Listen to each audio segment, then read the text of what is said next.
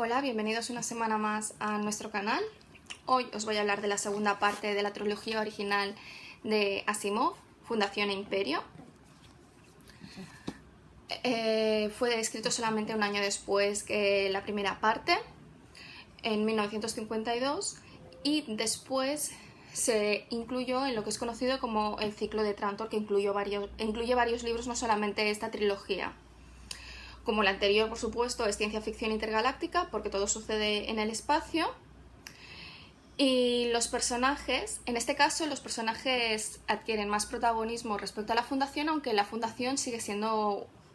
junto con el Imperio, el elemento más importante. Para situarnos en la historia, al final del primer libro,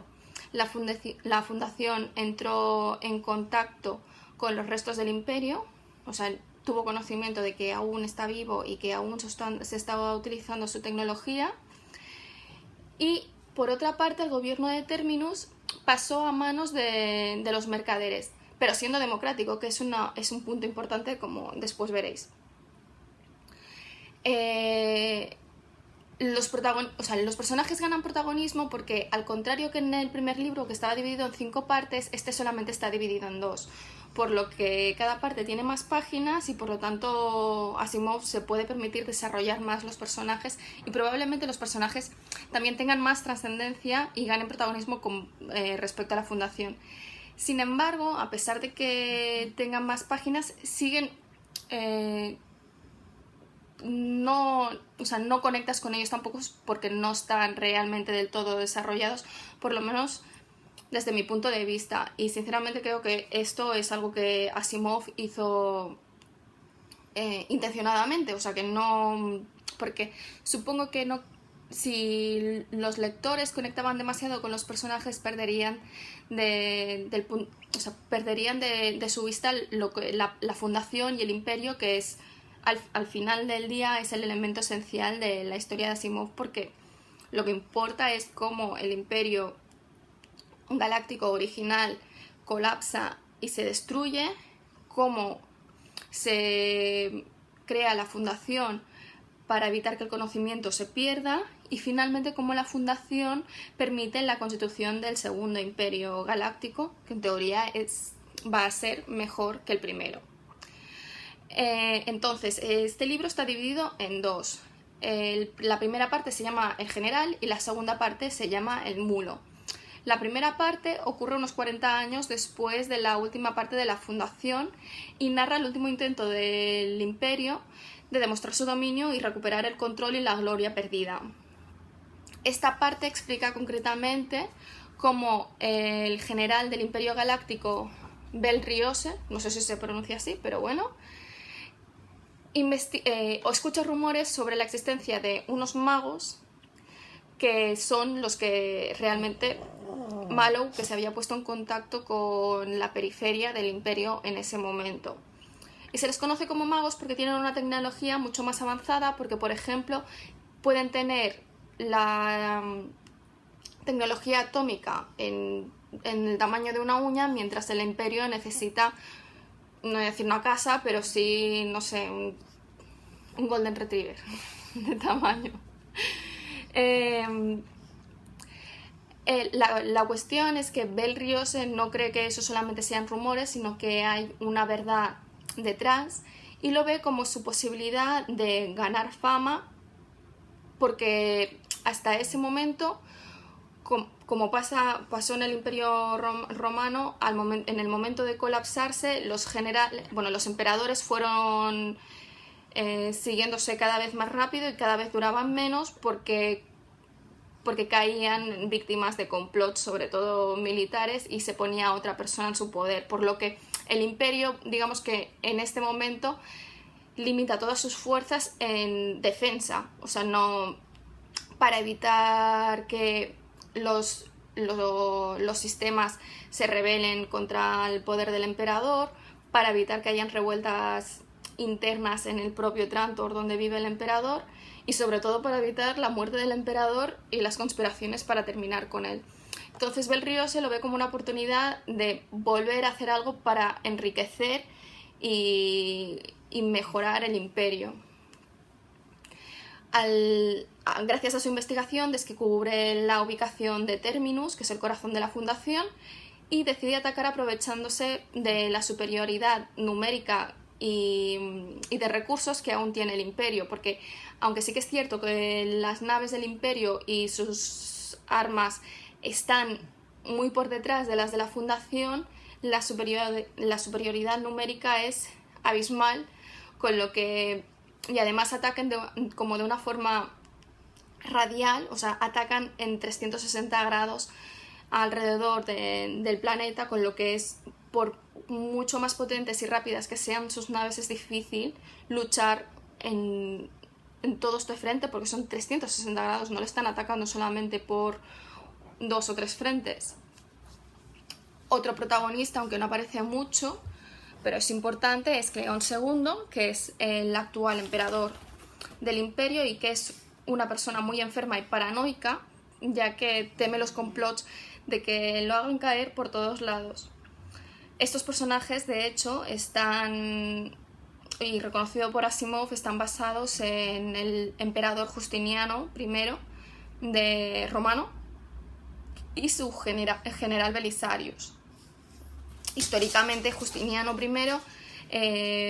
fue emperador después de que el Imperio Romano se dividiese en dos partes, el Imperio de Occidente y el Imperio de Oriente, y Justiniano fue emperador de la parte oriental, que fue la que más duró con respecto a la occidental, y de hecho, por lo menos en el mundo del derecho, que es lo que yo controlo, se considera el último gran emperador porque fue quien legisló,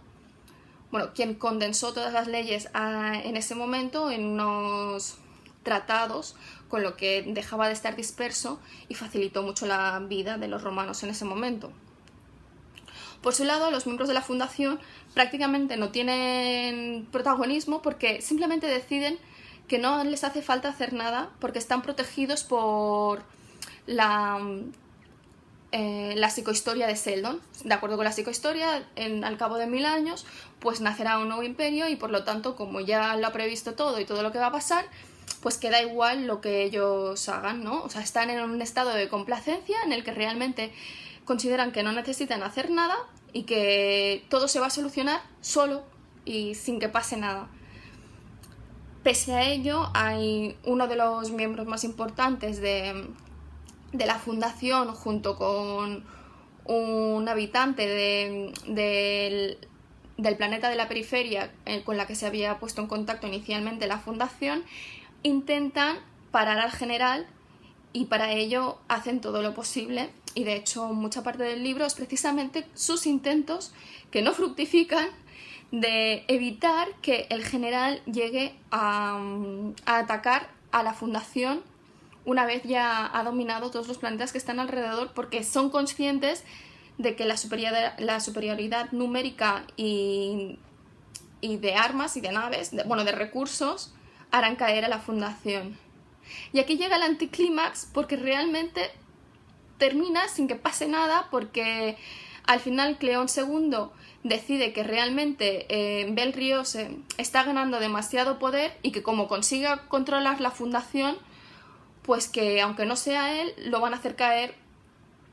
el resto de sus allegados, ¿no? Y de las personas que están en palacio, porque verán en Bel-Riose una persona mucho más fuerte para ser emperador en vez de él. Y por lo tanto decide, Cleón II le pide que vuelva, y como Bel-Riose en realidad es un general obediente, vuelve y ahí se termina la amenaza, o sea, la crisis Seldon, sin que pase nada. Y la cuestión es que la fundación tenía razón, que no les hacía falta hacer nada, y es como un anticlímax, ¿no? Porque es como si se les estuviese recompensando la complacencia y la decisión de no hacer nada y de no defenderse. La segunda parte, el mulo, ocurre 100 años después de la primera parte y 300 años desde el inicio de la fundación. En esencia, el imperio ya no existe porque después de que hubiese lo que se conoce como el gran saqueo de Trantor, que es como un ataque que hubo en Trantor que destruyó gran parte de Trantor y que acabó con la independencia de prácticamente todo el imperio intergaláctico, que se convierten en reinos bárbaros. Aunque sigue habiendo un emperador muy ridículo, en realidad el imperio galáctico se limita a los 20 planetas agrícolas iniciales que rodean a Trantor,